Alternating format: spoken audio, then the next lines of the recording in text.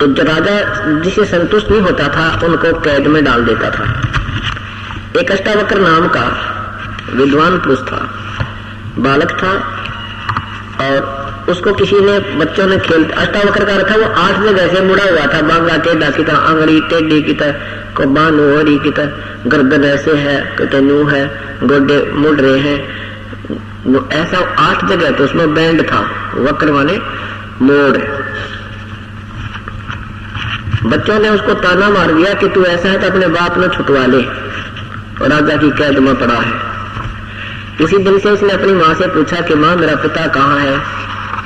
माँ ने इसलिए नहीं बताया था कि कहीं ये बालक जिद्दी है और ये न चला जा,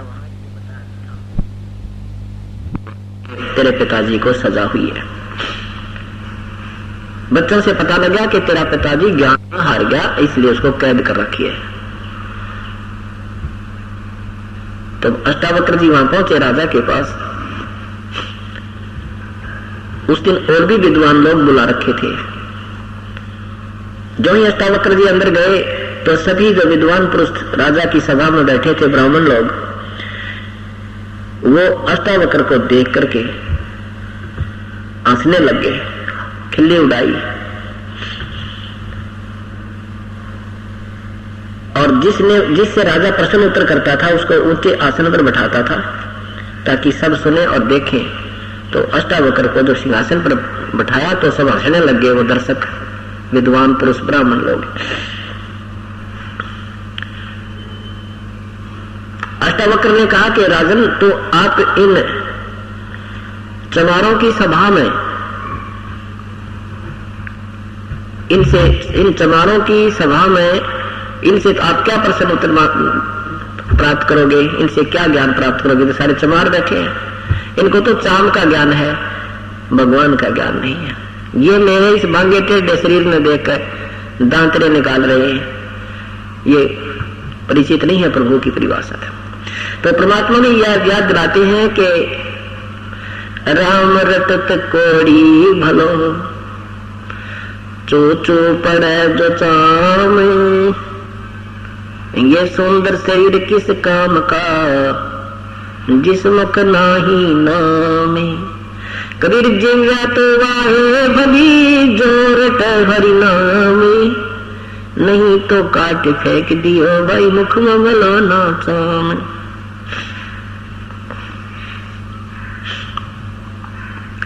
राम रटत दारिद्र भलो, टोटी घर की छान, वो सुंदर महल किस काम के, जहाँ भक्ति नहीं भगवान।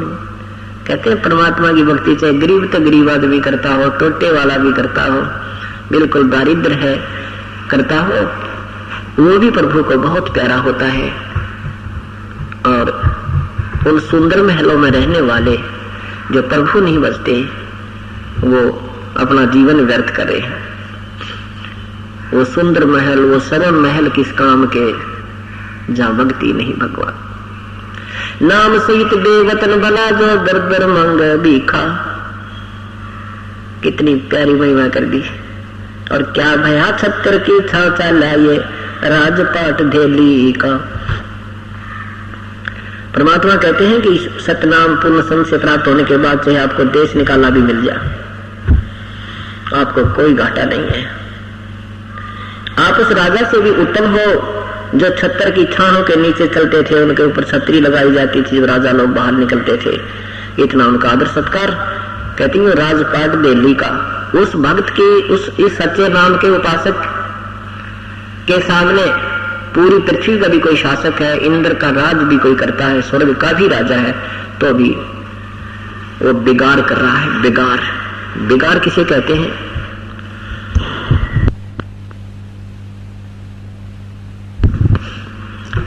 बिगाड़ किसे कहते हैं? जैसे पहले समय में ये पुलिस वाले इन 3 व्हीलर वालों में पकड़ ले जाया करते थे और किसी सरकारी काम के लिए इधर उधर हटाए जाते, सारा दिन घुमाते थे। वो तेल भी अपने पास से डलवाता था, खाना भी अपनी जेब से खाता था, और 1 मिनट की फुर्सत नहीं होती थी। वहां चल रात सुबह 6 बजे ले जाते, रात के 12 बजे छोड़ते। अगले दिन उससे पूछा करते थे साथी कि कल ना दिखा, कहाँ गया था? तो वो कहा करता, कल मैं बेगार में फंस रहा था, कल मैं बेगार में फंस गया था। रात में 11-12 बजे आया, भाई 200 रुपये दरते लाया, रोटी अपने पल्ले से खाई और पैसा एक बचा नहीं। कमाई एक नए पैसे की नहीं और घूमता दिखा, वो 3 व्हीलर चालता दिखा, सारा दिन घूम रहा था, यानी उसकी 1 मिनट की फुर्सत नहीं, टाइम नहीं था रुकने का, और पैसा आउटपुट कुछ नहीं, लाभ कोई नहीं। इसको बेगार कहा करते हैं। इसी का प्रमाण परमात्मा गरीबदास साहब जी कहते हैं कि परमात्मा की जो अगम निगम को खोजे ले, वही बुद्धि विवेक विचारे, उदय अस्त का राज मिले तो बिन नाम बेगारे।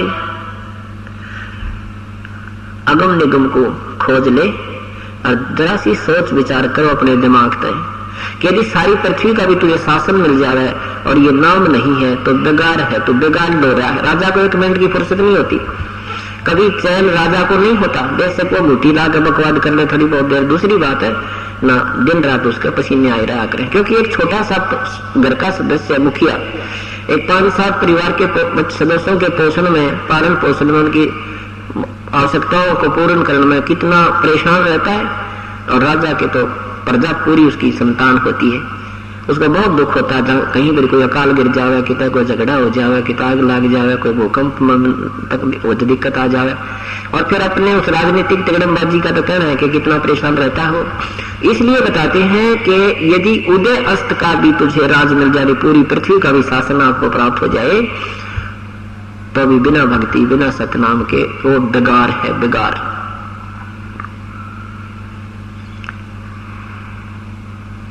इसलिए परमात्मा कहते हैं राम रटत दारी दुर्बला, टूटी घर की छान। इतना गरीब हो कि उसके घर की ऊपर तो छान यानी छत भी टूटी हुई, उस झोपड़ी।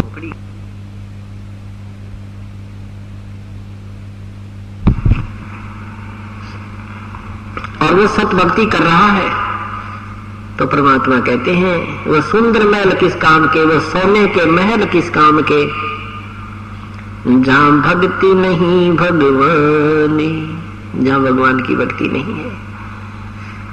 इसलिए कहते हैं नर सुन रे मोड गंवारा, भाई राम भजन तत्सारा। नर सुन रे मोड गंवारा, ये तो राम भजन तत्सारा। कहते रहे नादान प्राणी काल के जाल में फंस के तो अब प्राप्त करके थोड़ी सी कोई कार कोठी, थोड़ी छोटी मोटी कोई पद पोस्ट भूल गया भगवान को। यहां अगर कोई चीज इस सृष्टि में सार है यानी वास्तविक है तो परमात्मा की भक्ति ही है, बाकी सब अवास्तविक है, नाशवान है, असथाई। नर सुन रे मूड गंवारा, राम भजन तत्सारा। राम भजन बिन बैल बनेगा, ये सुकर स्वान शरीरम। कौआ खर की दे धरोगे, मैं नया तक सीरम। कीट पतंग भवंग होते हैं, गिद्दड़ जम्बक जूनी। बिना भजन जड़ वृक्ष कीजिए, पद बिन काया सोनी। भक्ति बिना नरखर एक है, जिन हर पद नहीं जाना। पार ब्रह्म की परख नहीं रे, पूज मेरे पाषाण। सथावर जंगम में जगदीशम, व्यापक ब्रह्म बिनानी। निरानंद न्यारा नहीं धर्ष दर्श, ये भुगते चारों खानी। तोल न मोल वजन नहीं आवे, अस्थिर आनंद रूपम। घटमट में तत् से तीन न्यारा, सोहम सत्य स्वरूपम। बादल छा ओस का पानी, तेरा ये उन्माना। 8 पतन कर्तव्य सब झूठा, ये रंचक सुख लिपटाना। निराकार निर्भय निर्वाणी, सुरत नृत नृतावे। आत्म राम अतीत पुरुष को, आत्म राम कबीर पुरुष को। गरीबदास न्यो पावे। कितनी प्यारी बात महिमा गाई है परमात्मा के। भक्ति ना करने से क्या क्या दुख होंगे इस प्राणी को ही याद दिलाया है। नर सुन रे मूड गवारा, भाई राम भजन तत्सारा। राम भजन बिन बैल बनेगा। हे भगवान, पुण्यात्माओं, जब तक हमारे अंदर भक्ति प्रवेश नहीं होती, अंतःकरण हमारा साफ नहीं होता, तब तक ये बातें हमें अच्छी नहीं लगती कि हम कैसे बैल बनेंगे, हम कैसे गधे बनेंगे, कैसे गधी बनेंगे, ठाठ हो रहे हैं, बड़ी मौज माचरी है, फैक्ट्री है, कोठी है, कार है, कैसे गधे बनेंगे। ये तो हमारी अपनी सोच है ना, ये तो एक बालक की सोच है। परमात्मा जो कह रहे हैं उस पर हमें विचार करना पड़ेगा। उन्होंने वैसे नहीं कहा। पहले इस दास को जब ये कहानी पूरी समझ में आई, अपने साथियों को भी बताते थे, दोस्तों को भी समझाते थे, लेकिन परमात्मा की तरफ सिगर सी आकत नहीं लगता, अग्रसर नहीं होता प्राणी। बेशक वो कितने श्रद्धालु भी हैं, हम इतनी ही भक्ति चाहते थे कि जैसे कहीं आत्मा जो पुकार करती थी, क्योंकि आत्मा का आहार परमात्मा की भक्ति, शुभ कर्म, धर्म आदि करना ही होता है, और मन का आहार बकवाद करना होता है। शराब पीना, मांस खाना, सिगरेट पीना, तमाशा देखना, धन जोड़ दौड़ कर इकट्ठे कर करके एक कोठी बना ले, दो बना ले, एक और बना ले, दो प्लाट ले ले, और फिर मृत्यु हो जा, फिर ये पशु बना पावे। उस कोठी की छाया में भी बाहर भी नहीं बैठ सकता ये नादान प्राणी। और मन का ये सांग है कि ये नूराजी की परमात्मा की भक्ति ना करे और ये ऊट पटांग कामों में ये आत्मा लगी रहे। जब आत्मा की पुकार होती थी, आत्मा की कई तरफ होती थी, तो इसको ले जाता था ये मन। कहाँ? मंदिर में धोख मार ले, गंगा जी में नहा ले, बेड़ा पार हो जाएगा, 7 बार हनुमान चालीसा कर ले, शुक्रवार का व्रत कर ले, मंगलवार का व्रत कर ले। और ये आत्मा बेचारी इस मन के बहकावे में आके लगी रहती थी। बस फिर गुट्टी भी ला ले, बीड़ी भी पी ले, ताश खेल ले, सिनेमा देख ले, वो भी पैरेलल काम चलता रहता था। तो परमात्मा कहते नहीं। अब पता लगा कि इस भक्ति मार्ग पर आए तो मन अब भी बकवाद करने की चेष्टा करता है, लेकिन अब आत्मा का आहार ज्यादा हो गया और मन का आहार बिल्कुल समाप्त ही हो चुका है। अब मन कमजोर हो गया, आत्मा तगड़ी होगी। अब ये इसकी बातों में आती नहीं। इसलिए परमात्मा हमें याद दिलाते हैं कि हम परमात्मा की भक्ति पर जब लगेंगे तभी हमें ज्ञान होगा। तो जब समझाते थे उन अनजानों को कि भाई भगवान की भक्ति कर लो, नहीं तो पशु बनोगे, बैल बनोगे, तो क्या कहते थे? किसने देखा भाई, किसने देखा आगे का क्या बनेंगे? चलो हमने नहीं देखा, संत बता रहे हैं। ये कोई बालक थोड़े ही थे, अनजान थोड़े ही थे, और इन्होंने देखा, इनकी आंखें थी, हम अंधे हैं। और अंधों को कोई आंखों वाला बताता है, उसकी वो मानता नहीं, और उसके आंख है नहीं और स्पीड खींच रहा, चल रहा स्पीड पे। तो रास्ते में कोई सूरदास जा रहा था, आगे से किसी ने बताया कि भाई इधर कहाँ जा रहे हो? ये तो आगे बहुत भयंकर वन है और इसमें एक बार सूरदास प्रवेश कर गया तो तेरा जीवन व्यर्थ है। कोई हिंसक जानवर खा जाएंगे और नहीं तो उसमें आवाजें लगा लगा मर जाएगा, तुझे रास्ता नहीं मिलेगा, वापस आ जा तू।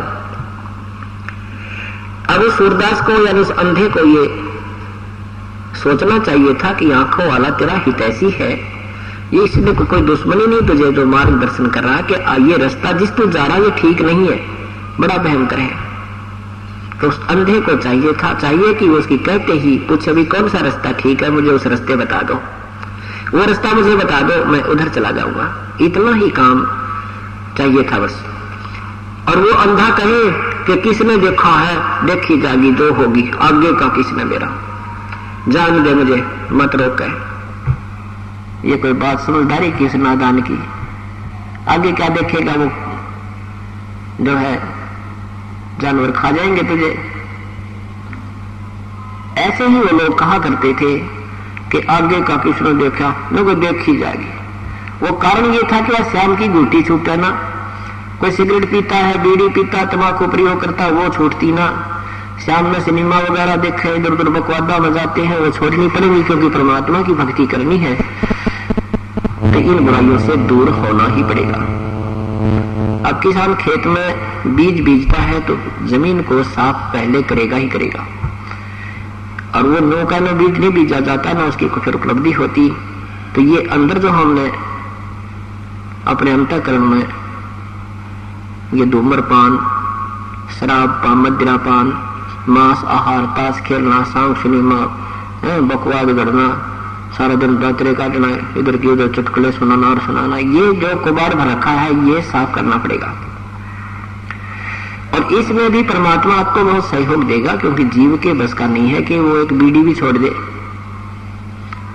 शिक्षा देने वालों की कमी नहीं, विद्यार्थियों को अध्यापक भी कहते हैं बीड़ी नहीं पीनी चाहिए, शराब भी नहीं पीनी चाहिए, मांस नहीं खाना चाहिए। ऐसे ऐसे माता पिता भी बच्चों को शिक्षा देते हैं, पर असर किसी का नहीं होता। क्यों नहीं उनका अमल असर क्यों नहीं होता? क्योंकि उनकी शब्द में शक्ति नहीं होती। और वो बातें संत कहेगा और तुरंत छूट जाएंगी, क्योंकि उसकी शब्द में शक्ति है, परमात्मा का भेजा हुआ होता है। उसमें थोड़ी सी आस्था आपने भी करनी पड़ेगी हृदय से। जब आपको समझ में आ जाएगा कि इस मार्ग, ये मार्ग है, इसके बिना ये जीवन बहुत बर्बाद हो जाएगा और आपसे विकार नहीं छूट रहे हैं, जिस दिन आप हृदय से पुकार करोगे, हे भगवान आप ही निकाल सकते हो मुझे इस नरक से। आत्मा जब आत्मा से, मन की नहीं सुनता परमात्मा, उसी दिन इस मन का ये लगाम डाल देगा परमात्मा। और फिर आपको उसी सिगरेट या बीड़ी के धुएं से चक्कर आया करेंगे, आपको नहीं सवागा। जब पहले एक एक डिब्बी पी जाया करते सिगरेटों की, बीड़ियों की, फिर आपको कोई और भी पी रहा होगा बस में या कोई घर में, तो आपको नहीं सुहाएगा, क्योंकि आपका अंतःकरण साफ हो गया। श्वास का सिमरण इसलिए दिया जाता है कि हमारे अंदर जो एक द्वार है, सुषुम्ना द्वार जिसको कहते हैं, उसके ऊपर ये सातवां ब्रश का काम भी करता है और हमारी कमाई भी बनती है। तो वो बिल्कुल साफ हो जाता है और फिर इसके उस साफ हुए हुए उस द्वार पर जब फिर दोबारा कोई धुआं टकराता है तो उससे स्वीकार नहीं करता कि वो निर्मल हो चुका है, पहले उस पर परत जम चुकी थी। इस प्रकार परमात्मा आपको पहले बुराइयों से भी छुटवाएगा, फिर भक्ति भी कराएगा। तो वो क्या कहते थे कि भाई किसने देखा देखी जाएगी, बता फिर देखी के जाएगी, गधा बने पाचा, हम क्या देखेंगे, फिर तो कुमार देखेगा, 2.5 मन का बोरा कमर पर लठ मारेगा, सुबह लेकर शाम तक, सुबह से शाम तक आहार की भी, उसको आहार का भी समय नहीं मिलेगा। देखना था घर बुराई छोड़ लाग भगवान के चरणों में बेड़ा पार करा अपना फिर अपने बच्चों का, देखना तो ये होता है, फिर क्या देखेंगे। यहाँ यही बताना चाहते हैं, राम भजन बिन बैल बनेगा, सोकर स्वान शरीरम, कौवा खुरकी दे गरोगे मिटे नया तकसीरम। ये तकसीरम, ये दुख, ये झंझट तुम्हारे जान का फिर कभी नहीं मिटेगा। ये तो मानुष जीवन में ही इसका समाधान हो सकता है। कीट पतंग भंग होत है गिद्दड़ जम्बक जोनी, बिना भजन जड़ वृक्ष कीजिए पद बिन काया सुनी। बिन भक्ति नर खर एक है जिन हर पद नहीं जाना, पार ब्रह्म की परख नहीं इब पूज मरे पासाना। कहते जो भक्ति नहीं करते उसमें मनुष्य में और गधे में कोई अंतर नहीं है। हम देखा करते हमारे माता पिता को, जब ये किसान का काम करा करते, पशु को भी आराम हो जाता पर इंसान को रेस्ट नहीं होता।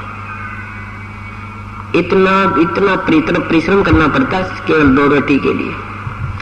मजदूर को देख लो, पल्लेदार में देखो, सुबह तो लेगा शाम तक बोरी गद्दा गद नून फिर उड़े ठाकर उड़े, सारा धूल भरा पड़ा है।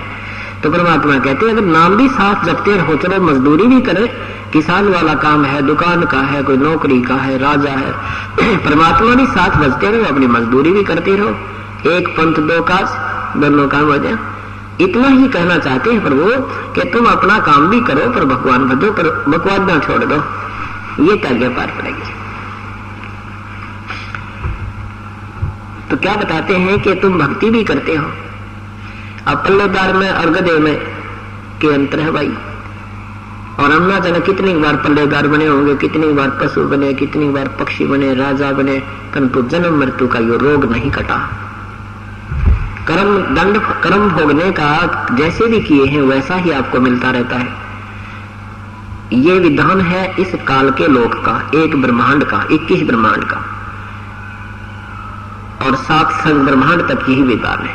लेकिन सतलोक के अंदर ये विधान नहीं है। और वो परमात्मा यहाँ आकर के हमारे पापों को भी अपनी विटो पावर अपनी शक्ति से नष्ट कर सकता है। और जब तक हमारे पाप नष्ट नहीं होंगे तो भोगने से पूरे कभी नहीं हो सकते। एक जीवन में हम पाप पुण्य करते हैं, एक पाप हो जाते हैं करोड़ एक दिन में, और दोनों भोगने पड़ेंगे।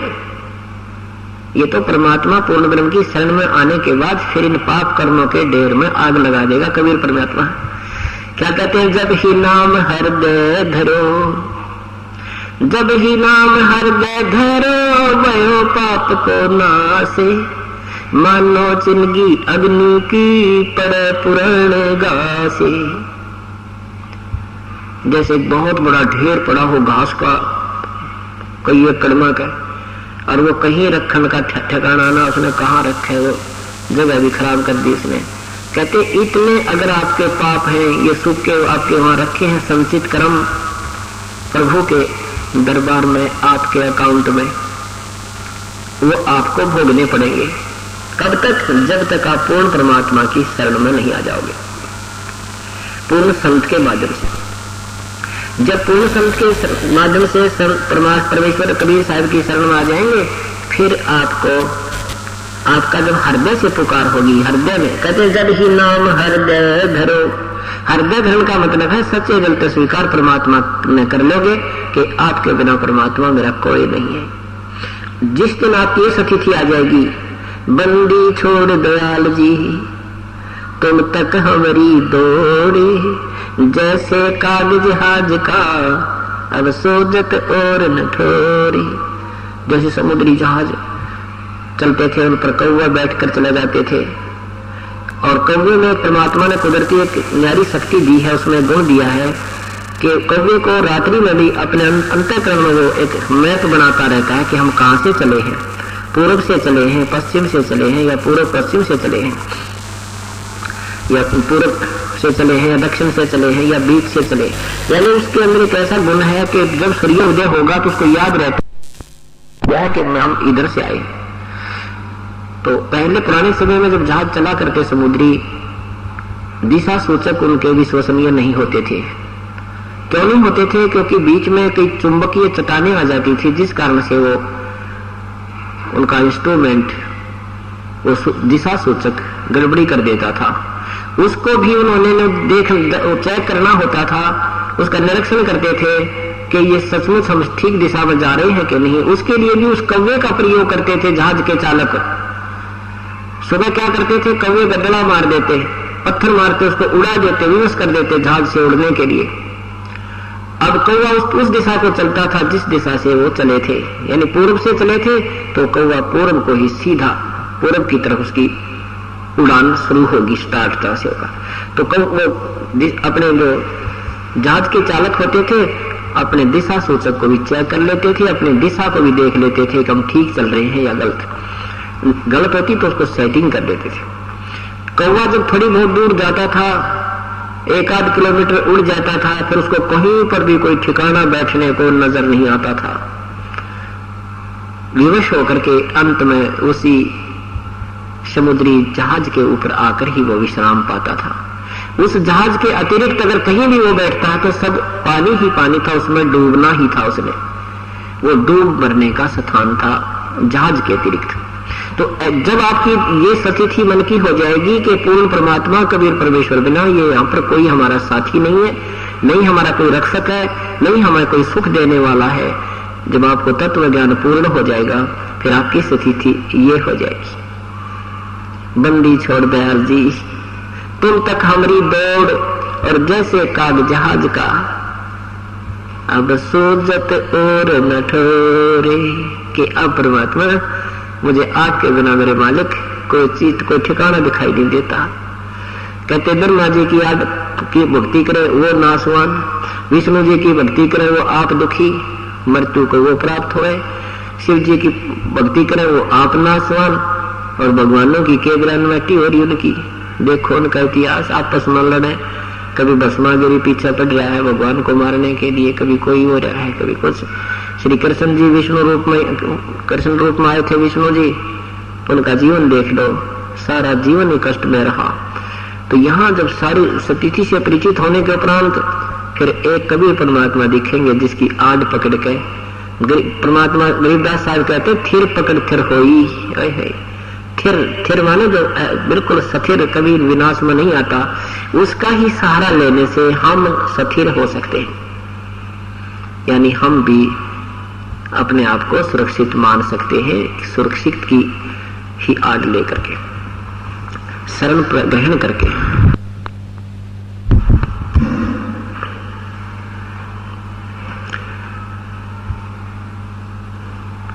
तो उसमें कहते हैं जब ही नाम हृदय धरो भयो पाप को नासे।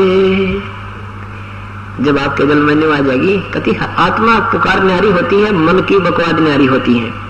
जिस दिन आपने आत्मा जब आपकी रो के मालिक से अर्ज करेगी, क्योंकि ये आत्मा का पिता है, ये अपनी आत्मा को रोती नहीं दे सकता, पर यार रोती है कोई ना उसके लिए। या तो बेटा न रोए का, बेटी न रोए का, कार न रोए का, कोठी न रोए, ये मन रोएगा से इसने। और वो परमात्मा ने विधान बना रखा है, जैसा तेरा कर्म है वही दूंगा। और इस शरण में आने के बाद फिर बेटे बेटों के लिए भी तो आत्मा रोएगी, इनको भी सुख देगा ये, पर उसमें अंतर्भाव होगा। आपकी कमाई से उधर कन्वर्ट किया जाएगा जो बच्चे नाम नहीं ले रहे, और जो बच्चे भी साथ में नाम ले रहे हैं, फिर हो सकता है कोई ना फिर थोड़ा बहुत क्रेडिट दे भी देंगे तो कोई दिक्कत नहीं आती, लेकिन हम समझदार हो जाएंगे, बच्चों को उतना ही देंगे जितने नहीं हो सकता है। जैसे पिता के पास 20 लाख रुपए है और बच्चा मांग रहा है, तो उसने कहने 20,000 देगा, वो भी कई बार मांग लेगा, जो कोई दिक्कत नहीं हो सकता, देखी तो दे दे। ऐसे ही जब आप भी और बच्चे भी लाइन पर लग रहे हैं, भक्ति कर रहे हैं, उनके ऊपर कोई आपत्ति आती है और आप भी पुकार कर दोगे अंतःकरण से, रो के भगवान आपका बालक है देखिए, यानी आपने संकेत किया, लेकिन उसमें आपका भी क्रेडिट उधर से दे देगा भगवान। आपकी कमाई से भी उस बच्चे को राहत दे सकता है, दे देगा। चाहे नाम ना ले रहा उसको भी दे देगा, लेकिन आपकी कमाई खत्म होने लग जाएगी। तो इस प्रकार हम फिर सियाने, पहले तो हम करेंगे ऐसे डाइवर्ट, उस करने से हमें तुरंत पता लगेगा मेरे बेटे की जान आज मेरी पुकार से कबीर परमात्मा ने बचाई है, ऐसा आपको प्रमाणित कर देगा। फिर आप सियाने हो जाओगे, बड़े हो जाओगे, फिर समझने लग जाओगे कि नहीं, बच्चे को ही कहेंगे बेटा भगवान याद करे, पुकार कर भगवान के आगे, फिर उसी के क्रेडिट उसी को मिलेगा। और फिर उसके पास एक विटो पावर भी है,